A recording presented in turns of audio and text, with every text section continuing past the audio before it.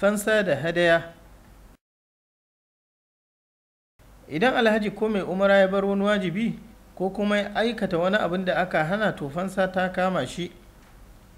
Wanda duk ya bar wajibi daga cikin wajiban aikin hajji ko umara, kamar wanda ya bar kwanan Muzdalifa ko aski da sauransu, to fansa ta kama shi. Fansa ita ce yanka. Zubar jini ko kuma yanka shine yanka raƙumi ko taguwa ko yanka saniya ko akuya, bunsuru 'yar shekara 1 ko tunkiya, rago mai wata 6. Zai yanka a haramin Makka ya raba wa talakawan wurin. Idan bai samu ba, sai ya azumin kwana 10, 3 a kwanakin aikin hajji, 7 kuma idan ya dawo wurin iyalinsa. Allah maɗaukakin sarki ya ce, wanda bai samu fansa ba, to ya yi azumi kwana 3 a hajji, 7 idan kuma ya dawo gida, kwana 10 kenan cikakku. Wannan hukunci ya keɓanta ne ga wanda iyalansa ba sa wajen masallaci mai alfarma. Ku ji tsoron Allah, ku sani hakika Allah mai tsananin ukuba ne. Al-Baqara aya ta 196. Amma idan alhaji ko mai umara ya aikata abin da aka hana, to a wajen fansarsa akwai bayani. Fansar sanya ɗinkakken kaya da rufe kai da sanya turare da aske kai da yanke farce abubuwa ne guda 3. Mutum zai zaɓi ɗaya: azumin kwana 3 ko ciyar da miskinai guda 6, kowane miskini rabin sa'i na abinci, ko yanka akuya ko tunkiya. Dalilin haka shine faɗin manzon Allah tsira da amincin Allah su tabbata a gare shi ga Ka'abu dan Ujra a yayin da yake cikin harami. Ya ce masa, ƙwarƙwatar kanka tana cutar da kai? Sai ya ce eh. Sai manzon Allah ya ce masa, ka aske kanka, ka yanka akuya ko tunkiya, ko kuma ka yi azumi 3, ko ka ciyar da mudu 3 na dabino ga miskinai 6. Wanda ya aikata abubuwan da aka hana bisa mantuwa, babu komai a kansa. Idan wanda yake cikin ihrami ya yi rungumar da bata kai farji ba, ko kuma mutum ya sadu da matarsa bayan cire ihrami na farko, to fansarsa kamar farsan wanda yake cuta ne wadda ta gabata. Idan mai ihrami ya sadu da matarsa a cikin aikin hajji kafin cire ihrami na farko, to wajibi ne akan shi ya yanka raƙumi. Idan bai samu ba, to azumin kwana 3 a wurin aikin hajji, 7 kuma idan ya dawo wurin iyalansa, hajjinsa ya lalace, kuma ya wajaba ya rama shi a shekara mai zuwa. Fansar saduwa da mace a cikin aikin umara shine yanka akuya ko tunkiya. Umararsa ta lalace, dole ne ya rama ta. Idan kuwa farauta ya yi, to sai a bashi zaɓi tsakanin fitar da irinta ko kuma a kimanta masa ita da dirhami, ya sayi abinci ya raba shi a mudu-mudu, kowane miskini mudu 2, ko kuma ya azumi a madadin kowane mudu 2 kwana 1. Da a ce alhaji zai farauci jumina, to wajibi ne ba da raƙumi, domin akwai kamanceceniya tsakaninsu da raƙumi.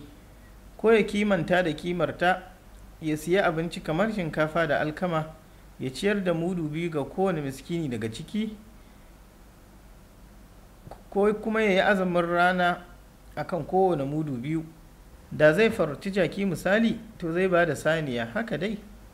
Idan kuma abin farautar babu kwatankwancinsa a cikin dabbobin gida kamar tsuntsaye da sauransu, to anan yana da zaɓi: ko dai ya kimanta ya sayi abinci da kuɗin, ya ciyar da kowane miskini mudu 2, ko kuma ya azumi 1 maimakon kowane mudu 2.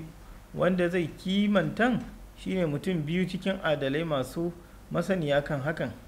Bayan fansa kuma akwai abin da ake kira hadaya. Ita ce abin da ake bada ga harami na dabbobin gida. Hadaya ta wajaba akan mai tamattu'i da ƙirani. Wannan hadaya ita ce akuya ko raƙumi ko sanuwa, wadda zai yanka a cikin iyakar harami. Idan bai samu ba, to yi azumin kwana 10, 3 a cikin hajji, 7 idan ya koma gida wurin iyalansa. Wannan ga wanda yake iyalansa ba sa cikin Makka. Idan ko suna Makka, to babu komai a kansa, babu azumi a kansa. Saboda faɗin Allah maɗaukakin sarki, wannan ga wanda iyalansa ba sa masallacin harami ne. Al-Baqara aya ta 204. Hadaya ta iya zama ta ɗau'i, wato nafila. irin wannan ita ce dabbar hadayar da mai ifradi ko mai umara yake sadaukarwa domin neman lada. Hakanan dabbar da mai tamattu'i da kirani ya ƙara akan hadayarsa ta wajibi ko kuma abin da wanda ba mai ihrami ba zai aika makka don a yanka masa saboda neman yardar Allah. A irin wannan yanayi ya halatta mai hadayar ya ci daga gare ta, kai mustahabbi ne ma ya ci daga hadayar ta ɗau'i, saboda aikin annabi tsira da amincin Allah su tabbata a gare shi yayin da ya yi umarni da a ɗau tsoka ɗaya daga kowace dabba a dafa ya sha romanta.